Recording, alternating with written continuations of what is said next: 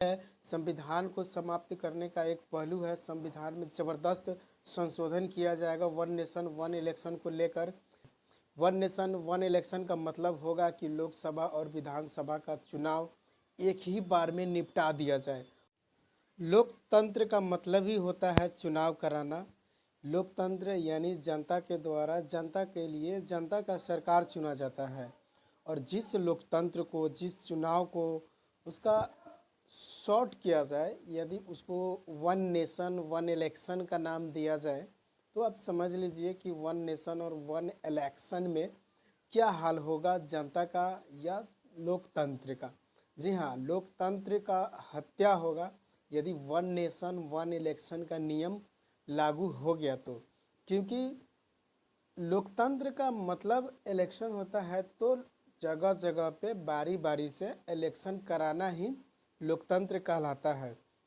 क्योंकि जब तक जनता को समय नहीं मिलेगा वोट करने के लिए, सोचने के लिए, तो फिर वह जनता वोट कैसे करेगी। वन नेशन वन इलेक्शन का मतलब होगा कि लोकसभा और विधानसभा का चुनाव एक ही बार में निपटा दिया जाए। और यानी लोकतंत्र, आप लोकतंत्र को शॉर्ट करने जा रहे हैं, लोकतंत्र को आप बहुत ही छोटा करने जा रहे हैं। एक इलेक्शन, एक चुनाव के माध्यम से आप एक ही बार में नेता को चुनने का मौका मिलेगा और इस तरह से जनता कंफ्यूज हो जाएगा कि मैं किसे चुनूं किसे ना चुनूं। जबकि लोकतंत्र यानी प्रजातंत्र, प्रजातंत्र का मतलब ही होता है चुनाव कराना। मैं बार बार यही कह रहा हूँ। तो वन नेशन वन इलेक्शन देश के लिए, लोकतंत्र के लिए बहुत ही खतरनाक और ख़तरनाक नियम है। आप ये कह सकते हैं कि लोकतंत्र में वन नेशन वन इलेक्शन आएगा तो पैसा का बचाव होगा।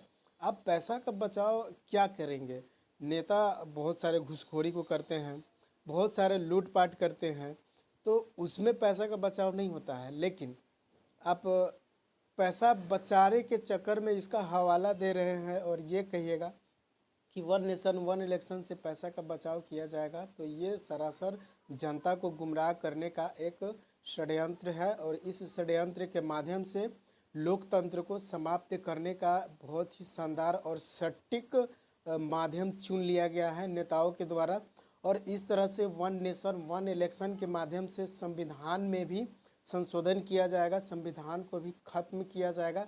यानी संविधान को समाप्त करने का एक सबसे बड़ा जरिया है वन नेशन वन इलेक्शन। क्योंकि वन नेशन वन इलेक्शन करिएगा तो संविधान में बहुत सारे संशोधनों की ज़रूरत है और ज़रूरत पड़ेगी। यहाँ तक कि आप राष्ट्रपति के द्वारा जो राष्ट्रपति शासन लागू किया जाता है, इसे भी आप समाप्त कर देंगे।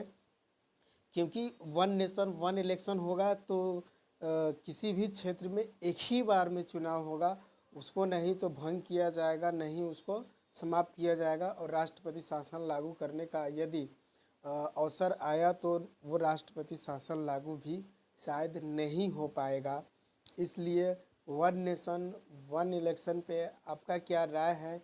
मैं तो यही कहूँगा कि वन नेशन वन इलेक्शन नहीं लगाया जाना चाहिए। क्योंकि वन नेशन वन इलेक्शन सिर्फ और सिर्फ लोकतंत्र के लिए खतरनाक है।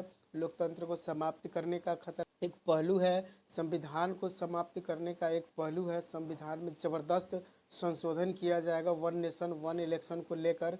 इसलिए मैं इसका अखंड विरोध करता हूं और करता रहूंगा। क्योंकि वन नेशन वन इलेक्शन सिर्फ पैसा का हवाला देकर जनता को गुमराह करने का एक बहुत ही शानदार सटीक है।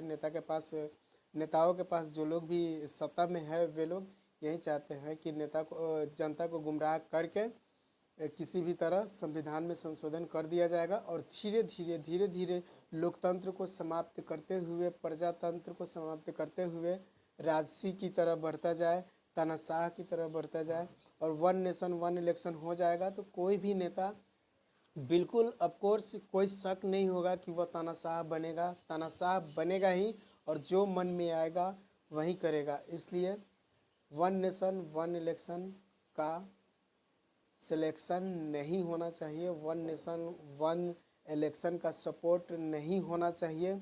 सिर्फ बड़े बड़े लोग बड़ी बड़ी बातें बोलकर ये सब वन नेशन वन इलेक्शन का सपोर्ट करते हैं।